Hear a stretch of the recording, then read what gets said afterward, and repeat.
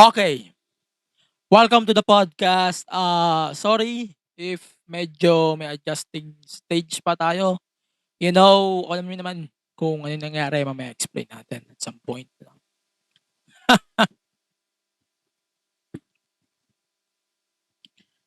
Welcome to the podcast. This podcast is dedicated to the life of former WWE host of Monday Night Raw, Jerry Springer, who died in his home in Chicago earlier this morning, Manila time. We are sending our condolences to the family, fans, and of course, the fan base of Jerry Springer, not only in the Philippines but around the world. Jerry Springer is known for his WWE appearances throughout the years. Kasama na dito yung kanyang appearances on Raw. Specifically, his hosting sa isang episode ng Raw and the Bella Twin appearance. I think that was his last appearance on the WWE program. The MP Show podcast and of course the Bong Collective. We're sending our condolences to the family, to the fans, friends around the world of Mr. Jerry Springer. For now, we're going to give our tribute as we send our condolences to the family of Jerry Springer.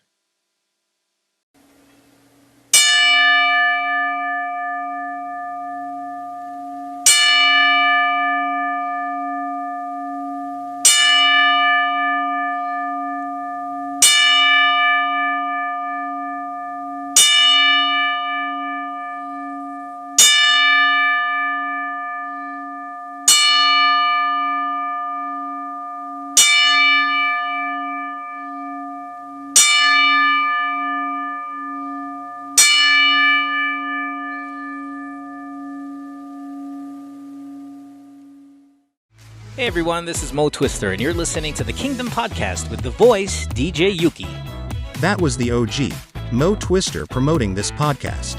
If you like Korean pop culture, or know someone who does, then get into it, and visit our Facebook, Twitter and Instagram pages at the Kingdom Pod PH. We're proud to tell you that this is one of the premier shows to go to for your weekly dose of K-pop. So drop everything and listen to the Kingdom Podcast. Available in all your podcast streaming platforms. Join us! Hi, this episode is not suitable for everyone. Parental guidance is advised. We are Bunk Collective.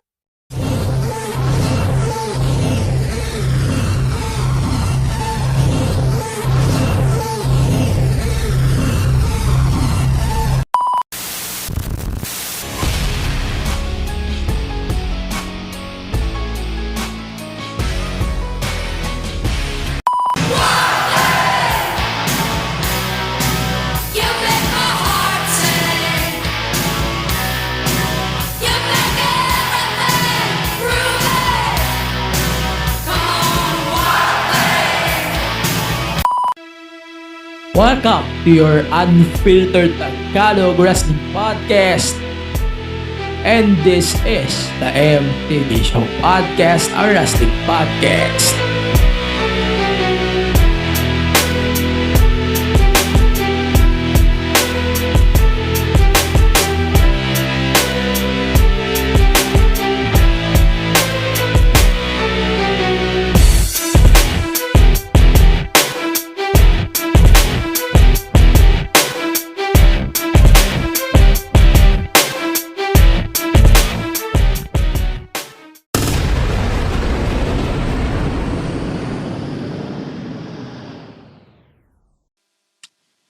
Okay, so welcome to the podcast. Okay, so unang-una mag-a-apology muna ako. Kasi last Monday, nanakawan ako ng cellphone. One of the worst days in my life so far. Nanakawan ako ng cellphone. Halos lahat ng archives ng show, halos lahat ng stuff for this show andon. Yung dapat na episode for this week's Dynamite, yung draft natin. Sinusulat ko na kasi yon nung araw na yon. Andon din yung notes about that episode. Andon din dapat sa cellphone na yon. But unfortunately, nasa mabuting kamay na yung cellphone ko. Natukutan ako noong araw din na yon. Ewan ko kung natutuwa ako on this habang minimension ko sa inyo. Kaya medyo nalulungkot pa rin ako ngayon na I have to deal with my iPad actually. Recording this episode, nagdi-deal ako with my iPad recording on StreamYard. I know I'm recording StreamYard for years now, but this is actually my first time recording a whole episode on my iPad itself. You know? I know it's kind of weird. Bago yung audio natin dito. Parang sa tingin nyo bago. Pero hindi. Pero ayun, sabi ko nga, we need to move on. We need to catch back. And since marami tayong pag-uusapan on this week's episode of the podcast, especially with things WWE. So let's start with the new World Heavyweight Championship. So Triple H announced on Raw that on May 27, 2023, they're going to crown a new World Heavyweight Champion. Nagjo-joke pa si Triple H that yung tyros ni Roman hindi niya ma-figure out kung paano ba mai-split out of him. O kahit siya mismo natatawa din kung paano niya ma-figure out yung pag-split ng belts away from Roman Reigns. And nag-joke pa nga siya eh. nag-joke pa siya about it. Then, ayun na nga, figure out na natin kung ano ba ang mangyayari. So, the case here is, kung saan mapupunta si Roman Reigns, he will bring both of the championships with him. And then, on that same brand, doon naman dadalhin yung bagong World Heavyweight title. So, hindi ko napapakitaan ng video, picture, whatever. But, eto, first impressions on the World Heavyweight title. It's not ugly, kagaya ng sinasabi ng iba dyan na sinasabi nyong ugly yung belt dahil hindi naman siya mukhang World Heavyweight title nung Big Gold belt. Yes, it's still Big Gold belt, but mas malaki na yung WWE logo on the middle. Yun ba yung issue nyo about that belt? Kasi ako hindi ko makuha kung ano yung issue nyo with the Big Gold belt na ito, yung modern Big Gold belt. This belt in particular. Hindi ko makuha kung ano ba yung issue nyo with this new belt na to, na I know WWE is doing this for years now, na medyo mas naka-highlight yung logo eh, 'di ba? Kahit yung ibang promotions, UFC, kahit AEW, nakasentro din yung logo nila on their world title. Even Impact Wrestling, IWGP, it doesn't count. Kasi hindi naman, kasi IWGP yung pangalan. O sa labas ng WWE, yung kaosyoso nila na UFC, nasa gitna din. One Championship. If you're watching One, nasa gitna rin yung logo, di ba? Yung bago nilang version ng Tyros, nasa gitna rin yung logo. So, anong issue nyo dun? Ano, hinahanap nyo rin ba yung middle na plate? Hinahanap nyo rin ba yung gitna na plate dahil walang pangalan? Eh, may side plates na nga eh. So, ano pang sabihin ng mga butchi nyo about that belt? Diba? Nag-uutal-utal na ako, hindi ko alam. Pero ito here's the thing about this na medyo natatawa ako. Akala ko ba, gusto nyo ng evolution about this belt. Akala ko ba, gusto nyo ng progression. So, bakit hindi niyo i-accept tong World Heavyweight title? So, nagki-cater naman siya sa old fans and to the new fans. Eh, nirereklamo niyo na naman yung logo na naman eh. Wag niyo nang punahin yung logo, pare. Ang isipin niyo about this. Ito, take this in mind.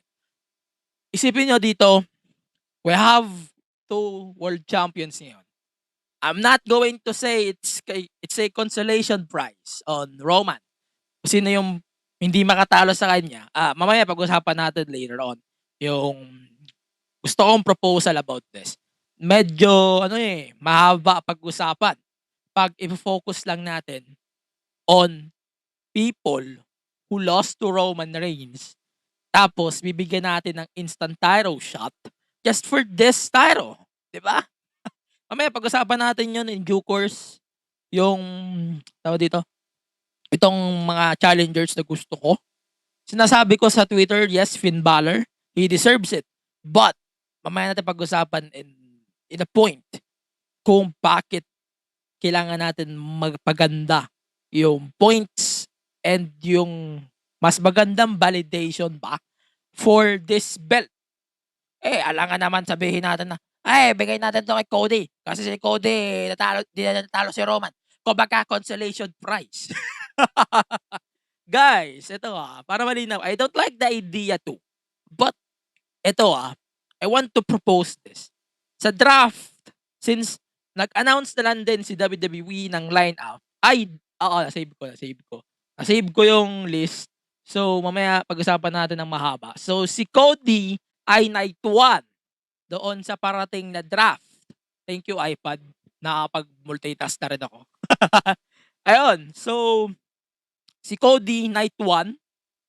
So, Saturday, madadraft siya. I wish kung saan mapupunta si Cody, doon din mapupunta si Roman Reigns. Para yung habol niya is yung undisputed titles pa din. In the end of the day, it's the flagship belt of the Fed, not the World Heavyweight title. I don't care about everything you guys are going to say after this episode. I don't give a fuck. Siguro medyo malamyaan lang tayo. Na, ito na naman to. Sabihin na naman ito, masyado ka bias kay Cody. Ito na naman, masama naman ang ugali mo. Bayan. Hindi You guys are, alam mo yon, wala na kayo sa hulog. Okay, discuss nga natin ng konti. Di ko tanda lahat ng mga natalo ni Roman Reigns since then. Ang haba na nun. It's been 2-3 years since he's holding this hostage ba? Okay. So, ito na lang. I-analyze na lang natin mabuti. Yung mga nasa Fed na nakalaban niya na for the undisputed title, hindi dapat siya ang maging world champion. Okay? Okay, yun na yun. So, simple logic. Kung tinalo ka ni Roman, wag ka dapat manalo doon sa parating na matches for Night of Champions. Regardless on who you are, dapat hindi. Para hindi naman masabi na consolation, sasabihin na naman ng mga haters yan. Ano ba yan? Ginawa niyo na naman consolation prize yung heavyweight title kasi hindi niyo matalo-talo si Roman. So, bibigyan na lang natin kayo ng consolation prize, di ba? Medyo malabo siya sa akin in my end of view. Pero it doesn't make sense to if ang bibigyan ng undisputed title is a former world champion. If it is, ba't ba tayo nagkakaroon ng champion ngayon? Sana mag-award na lang tayo, no? Ganun na lang gawin natin, madali pa, di ba?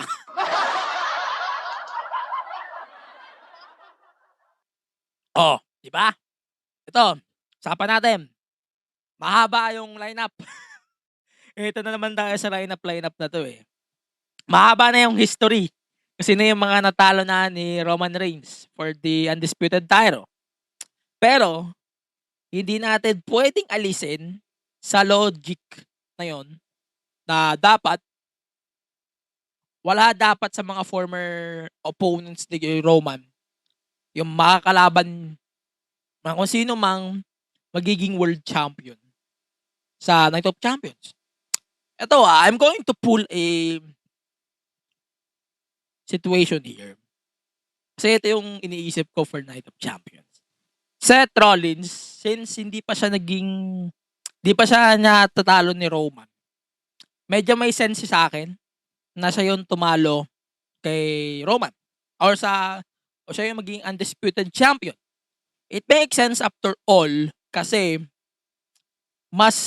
medyo mas maganda yung sense, and since medyo protected si Seth, sa tingin ko mas deserve niya yung title or mag-lead ng division over everyone else who was defeated by Roman Reigns.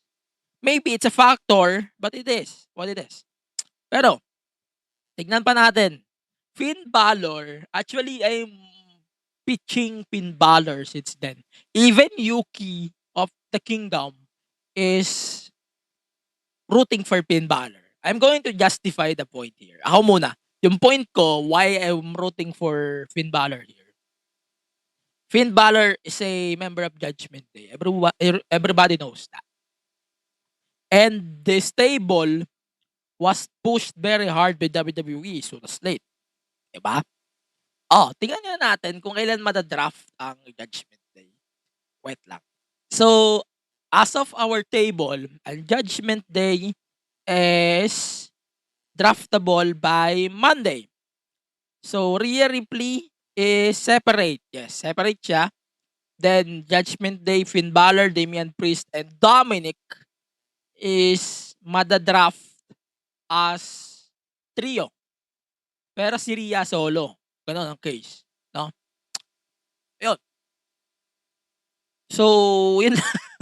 Medyo naisip ko, Finn Balor, Priest, and Dom, pwede silang magsama-sama sa Raw. Or kung sino man ang mapupuntahan noong Undisputed. Sa opposite ng mapupuntahan ng Undisputed title. So, kung si Roman, SmackDown, mag-Raw dapat yung Judgment Day. Para maka-challenge din si Finn Balor for the title. Okay? Pero, ito muna, magpipitch muna ako ng idea. Si Finn Balor kasi, sobrang popular niya. Tapos, yung sa tingin ko, hindi pa tayo masyadong nakakabawi kay Finn since he vacated that Universal title noong August 2016. Tapos, yes, medyo controversial pati yung ending noong world title match niya with Roman last time.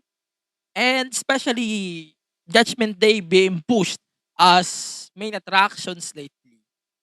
Parang medyo na-justify ko, dapat si Finn yung manalo. Si Edge, sabihin na natin guys, si Edge, no.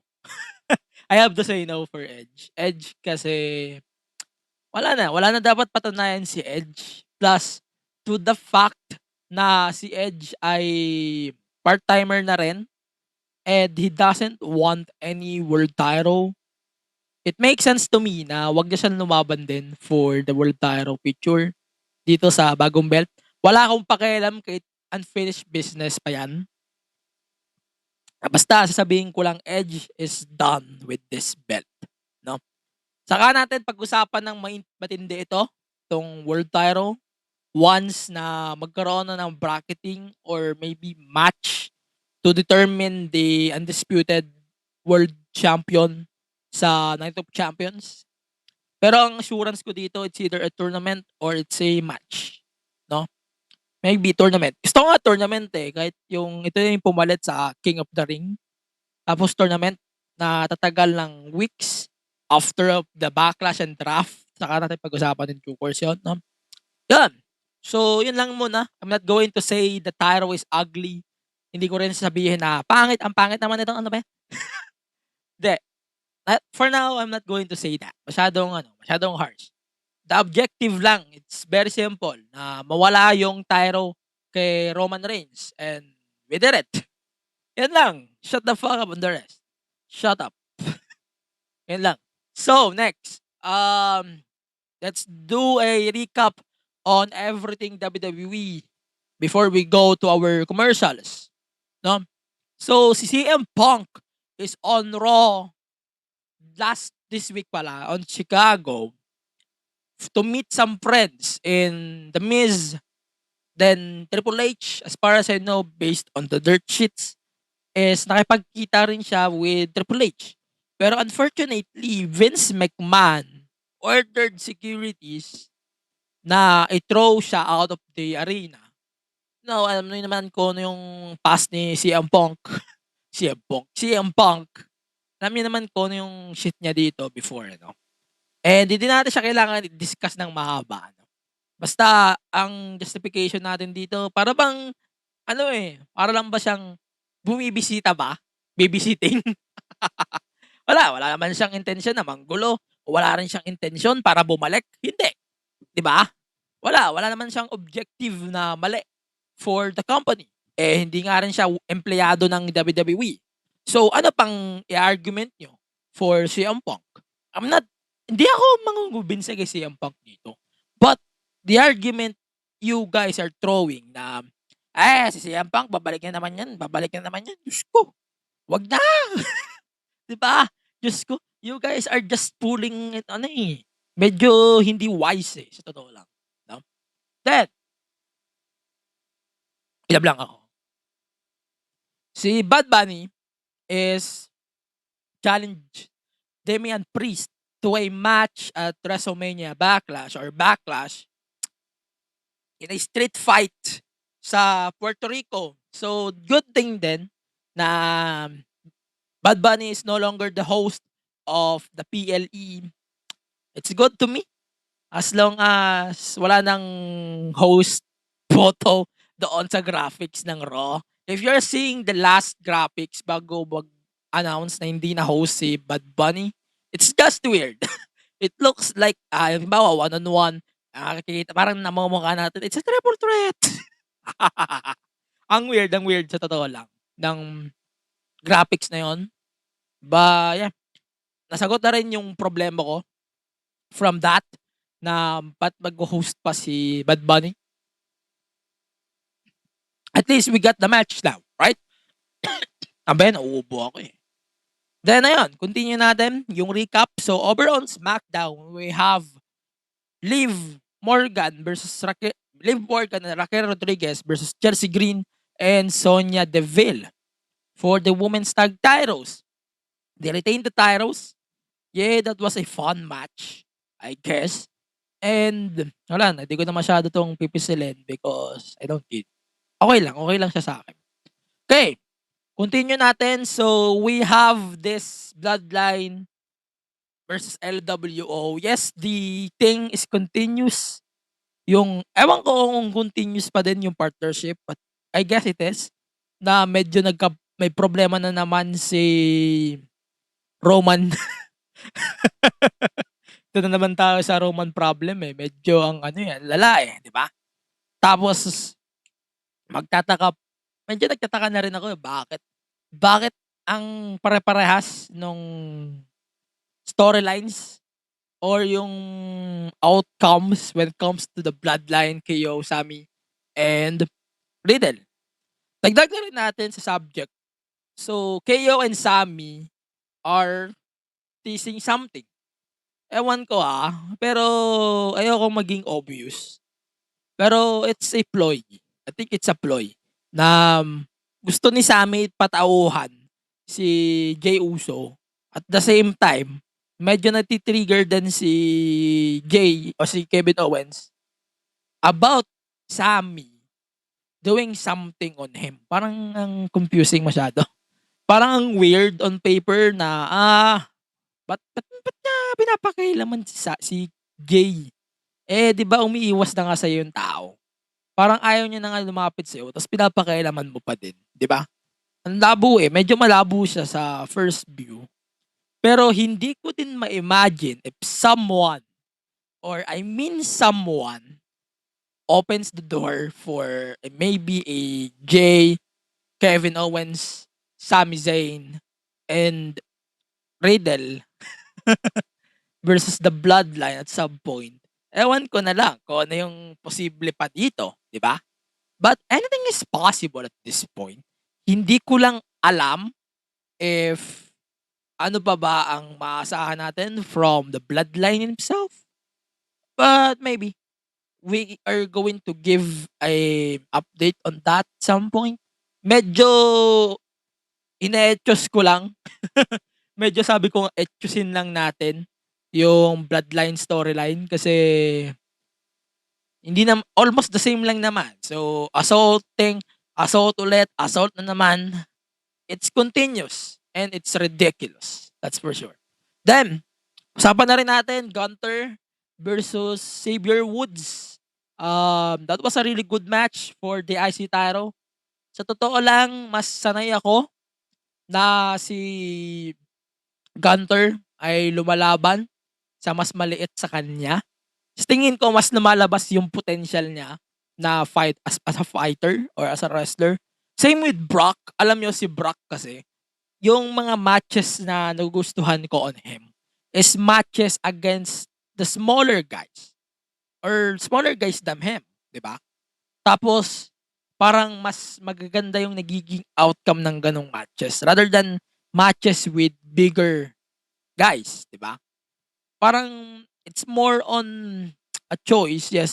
Mas maganda kasi yung execution din nila. Tingnan mo, example natin kay Gunter versus Ilya Dragunov.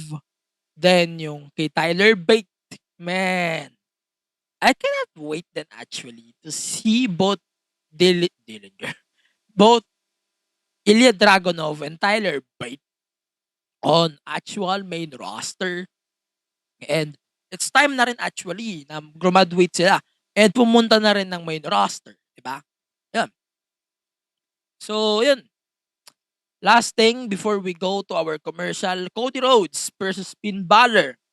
That was a fun match if you're going to ask me. That was a really good match na kung saan, of course, Cody won. But it doesn't mean feeling ko na babury si Finn. No. Parang Cody is still focused on the world title, not on the big gold belt. He's still focused on Roman. Yung mukha niya ganun, hindi siya nakapokus sa world heavyweight title. But yeah, let's see what's going to happen next once na matapos na yung draft na ito.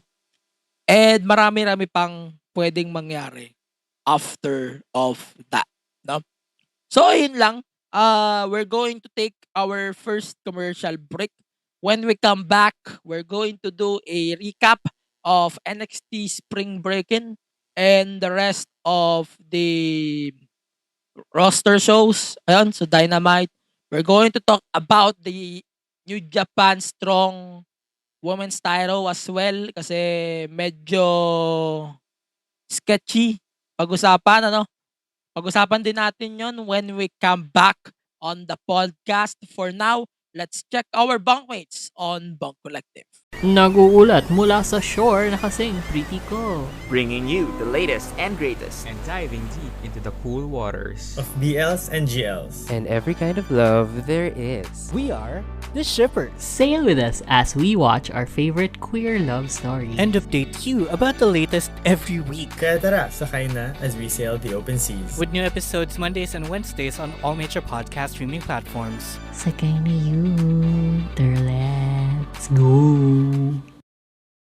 Picture this. Two guys talking about true crime, weird mysteries, horror stories, but the conversation is light, mostly funny, and sometimes naughty. This is Scriptsalog, a Spotify exclusive. I'm Gideon. And I'm Glenn. And we're serving huge portions of horror and true crime twice a week. We'll make sure your cravings are satisfied. And you'll be begging for more. Char. Check us out. This is Scriptsalog, available exclusively on Spotify. Okay, we're back on the podcast. We are going... nalalaglag yung ano ko. Ayun, so we're back on the pod. We're going to talk about NXT Spring Breakin, but first, I want to give a shout out to Clark, our Patreon. I want to thank you for subscribing to our Patreon. Pang ilan na ba to? 5? Wow. Pang 5 stay reso Ayun. So, acknowledge you. Thank you for subscribing on the podcast sa ating Patreon. I hope na hindi pa rin ito yung last time that you're going to subscribe on the podcast Patreon. And marami ka pang perks na makukuha soon if magtuloy-tuloy ka dyan. I hope na sana masarap ulam mo, kumbaga. Sana masarap ulam mo palagi. Ayun. So, follow the pod on all of the socials at the MTA Show Pod. Plus, ayun, supportan nyo yung YouTube channel ng pod at the MTG Show Pod. Ayun, youtube.com/at the MTG Show Pod. Siyempre, ayun, subscribe na rin kayo sa Patreon and gank patreon.com/the MTG Show Pod and ganknow.com/the MTG Show Pod. As low as $2 a month, you can access to our exclusive only content. Of course, na yung mga written PLE reviews natin where we are going to enhance that in coming weeks. Malalaman nyo na lang soon kung ano yun. No? So, you can join our discussion as well on our Discord community if you joined us on our Patreon. Yun na. So, let's continue with Spring Breakin 2023. Ayun. So, recap na lang tayo on Spring Breakin. So, first, we have the trunk match. So, Tony D and Stax defeated Pretty Deadly in a trunk match. So, basically, you're going to put your opponent on the back of the car in case trunks, and you have to drove it outside of the performance center. So, in that case, naka-write off na yung Pretty Deadly palabas ng NXT. And per reports is yung Pretty Deadly ay possibly maging part na ng main roster.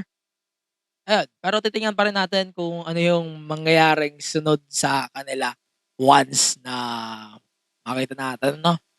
Then, so, Braun Breaker defeated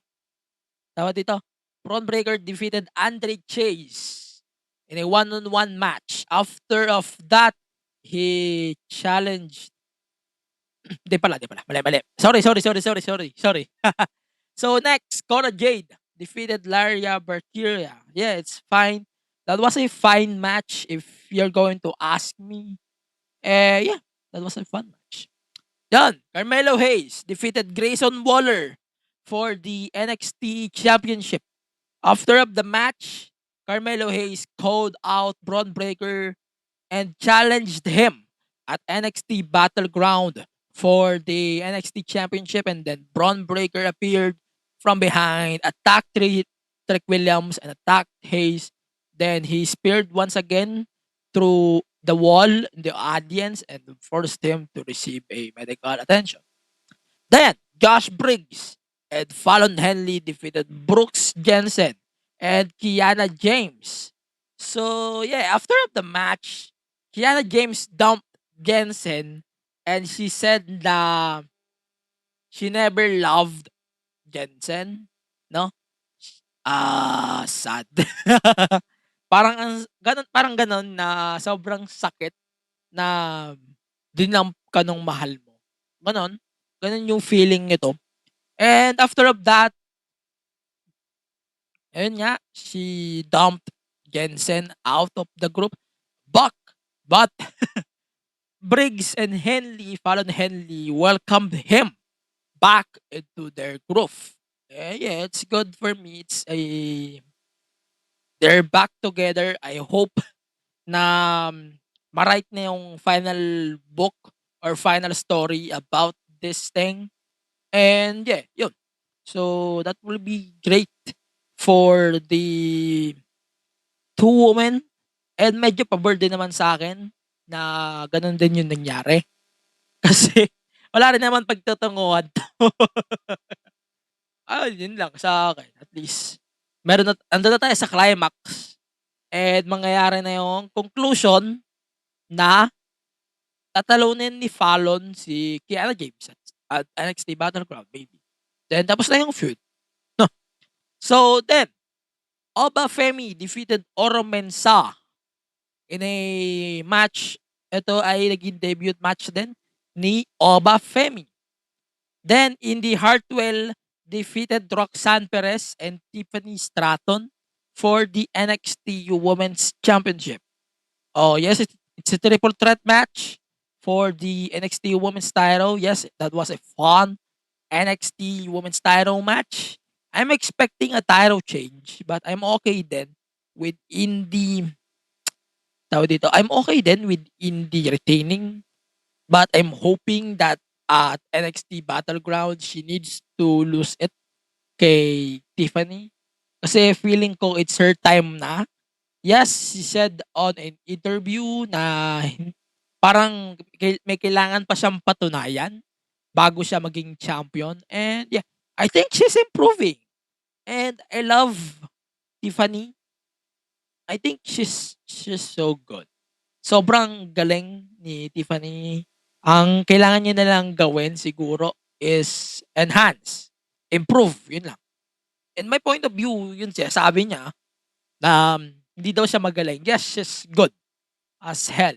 Kailangan niya lang talaga improvement. Yun lang, no? So okay, that's spring breaking. That was a fun spring breaking. Hindi ko na ganong i-etcha sa inyo kung ano yung mga nangyari on that show. We're going to talk about the draft on the third half, no? Then yun. So let's start with the Dynamite now. So the Pillars tournament continued with Sammy Guevara defeating Darby Allin by disqualification. So therefore, Sammy Guevara is the number one contender, technically, by MJF. But Tony Schiavone announced that MJF and Sammy Guevara will team up against Jungle Boy, Jack Perry, and Darby Allin. If they win, they will be added to the AEW title match at Double or Nothing. I'm good with this. No? So, eto yung surprising. Medyo na-surpresa ako with Roderick Strong appearing for the first time since last year on the opposite programming.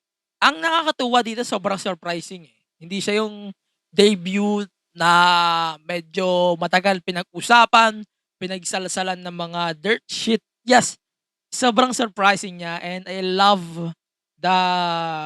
I love the reception of this kasi hindi siya hindi siya na rumor ng kahit anong dirt shit. Even Dave Meltzer and Sean Ross Sapp, hindi nila to nabalita. Kung nabalita man nila to, medyo hit or miss, no? Pero yun, sobrang make sense din why Roderick Strong choose AEW kasi andun na rin si Marina Shafir na yung asawa niya, and yung kanyang Undisputed Era members na si Kyle O'Reilly and Adam Cole. So, AEW na din. Si Bobby Fish is on Impact. As far as I know, Impact and ROH. Impact at saka Impact at saka New Japan. Yun. Then, so Tony Khan announced the second Owen Cup. So the tournament will start at the Double or Nothing pay-per-view itself and it will end in a house show in Calgary, Alberta, Canada on July 15, 2023. Yes, it's a house show. Kasabay siya ng Slammiversary pay-per-view. Boy. Yan lang. Hindi muna ako magsasalita about it kasi wala pa namang bracketing and other stuff about this. Kaya no comment muna ako. Then, Jade Cargill defeated Taya Valkyrie for the TBS title. Yes. And that was a fun match but I'm still disappointed na hindi pa rin si Taya yung nakatalo kay Jade. But yeah, that was a fun match.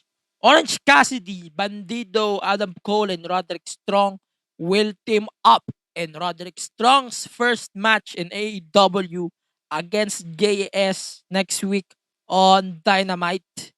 Then the main event, so BCC beating down the Elite after of the match ng the Elite and Konosuke Takeshita versus the Butcher and the Blade. Then Moxley attacked Takeshita with a screwdriver. Actually, to me, it's a sign that at some point si Moxley nire-recruit niya na si Takeshita. So, signs para masabi na is joining the stable, ano? Parang gano'n. Medyo nag-aagam-agam na rin ako na, okay, sure. Sasali siya ng BCC. Tapos, na yung parang first Japanese member ng BCC. Then, magkakaroon tayo ng 5-on-5 sa Blood and Guts pag nagkataon. Diba? So, yun. I think that was a really good match for the main event. And then, speaking of which, mamaya pag-usapan natin yung iba pang bagay where we're going to talk about New Japan Strong Women's Title. Wait lang, nagla-load lang yung net ko. Bam. Di pa rin naglo-load. Yeah, fuck it. Ayun. So, we have the notes now. And yun. Ayan, nag-loading na. So, New Japan Strong, yes, is set to crown a New Japan Strong Women's Champion. On Resurgence May 21, Mercedes Moné will be joined representatives of CMLL, then AEW, tsaka Stardom. One night tournament and they're determining the New Japan Strong Women's Champion. So, we have Stephanie Baquer, then Mercedes Moné and one side, then Momo Kongo. Momo Kongo ba? O Momo Kongo? Momo Kongo and Willow Nightingale. With the winners of that match will face each other at some match later on. And they will face each other for the New Japan Strong Women's title at Resurgence din at the same night. Medyo questionable sa akin itong sense of the title na. Ha? Ano pa ang sense nung women's title na yun? Ha? Hindi ko mag-gets yung sense ng pag-crown ng IWGP Women's Champion. Tapos, ito-dump nyo lang din in favor of this. This is bullshit. Ayun, so medyo bullshit siya in my book. But, it's very given kasi ima-market ng New Japan si Mercedes sa labas ng Japan. So, okay, it makes sense then. But I don't like the idea of creating another championship just for it. Ay, para mas problematic pa yon sa paggawa ng isang bagong show just for CM Punk. Ang problematic ng solution eh. It's just me. I hate it. Okay. So, yun lang. When we come back on the podcast, we are going to talk about the possible draft. Pag-usapan natin sa third half yung draft picks na nilabas ng WWE earlier. And pagmasamasahin natin tong mga picks na ito as we go to our commercial break. Let's check our bunkmates on Bunk Collective. Annyeong, we are One to Sarang, your next favorite Hallyu podcast. We talk K-drama.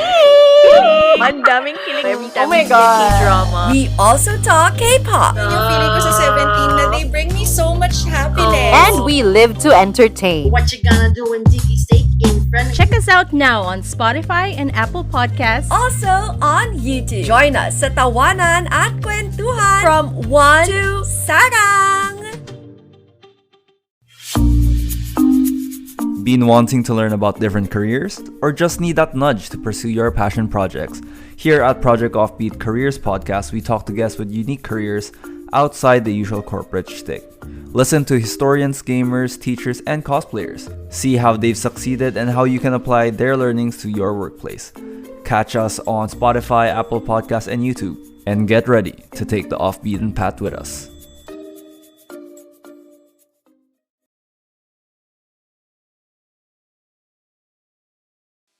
Okay, so we're back on the podcast. Ayun, so let's do the recap of the draft, okay? So, recap tuloy ng draft. Pag-usapan natin yung draft pools for the upcoming draft. CM Punk din na natin napag-usapan kasi ayoko pag-usapan.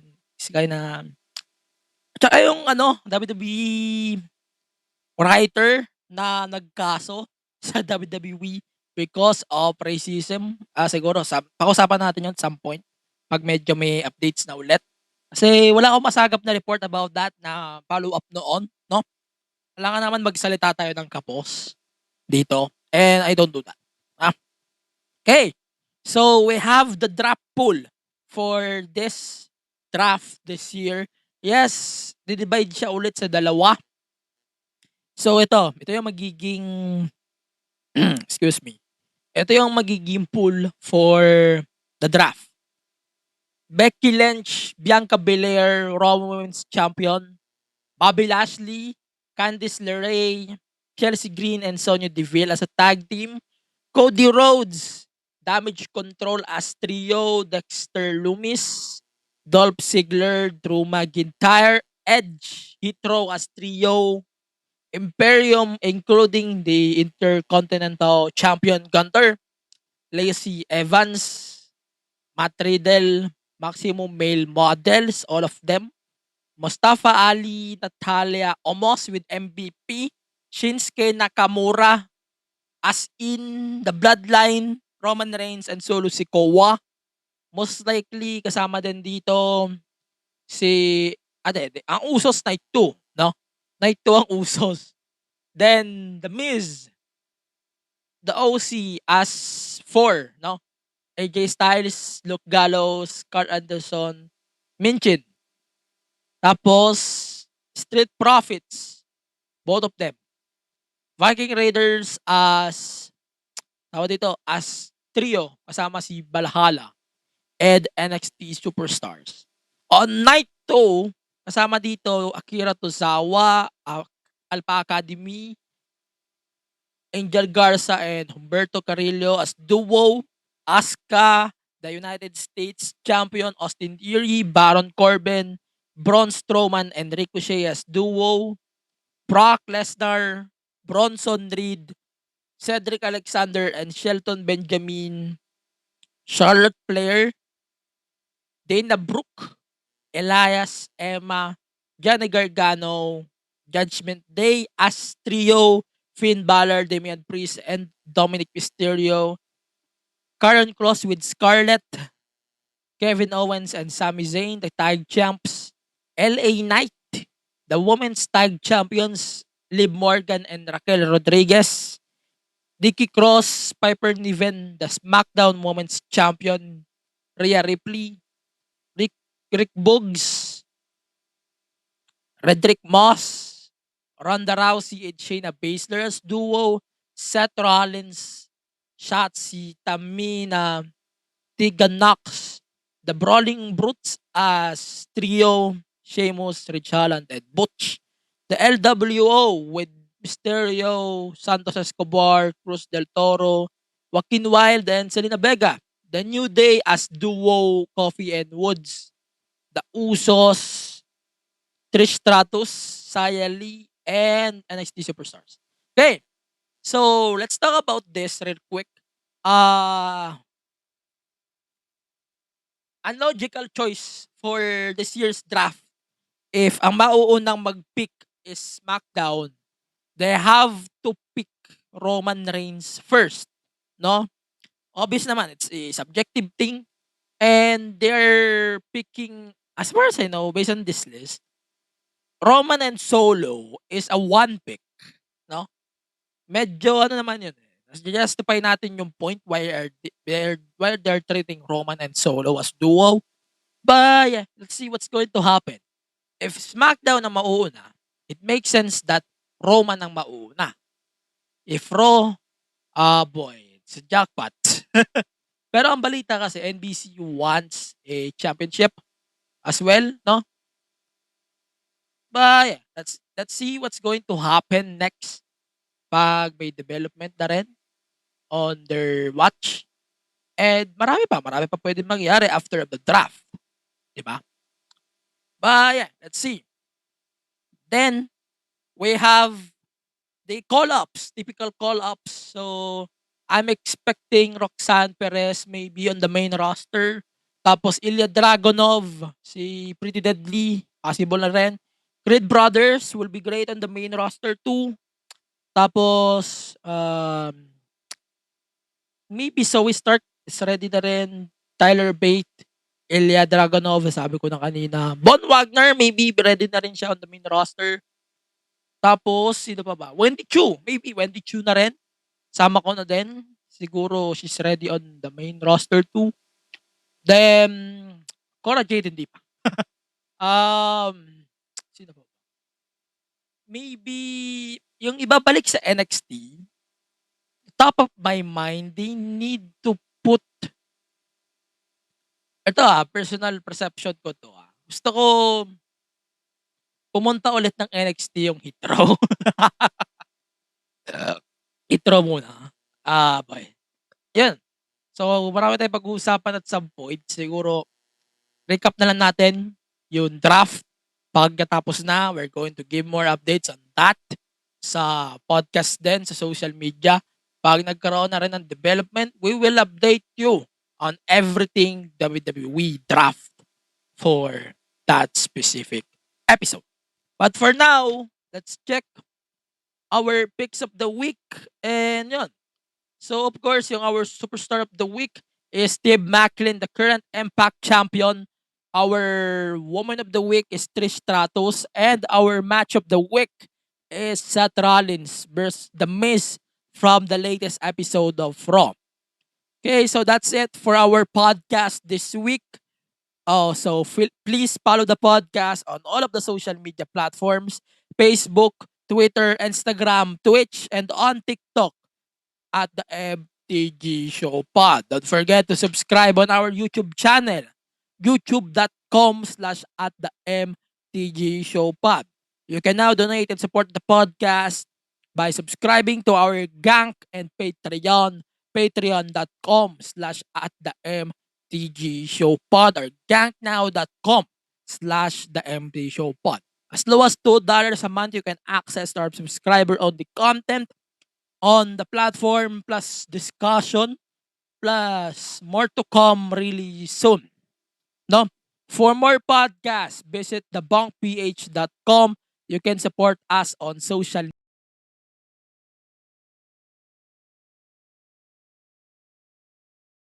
or social media platform, the podcast, and of course on Bonk Collective.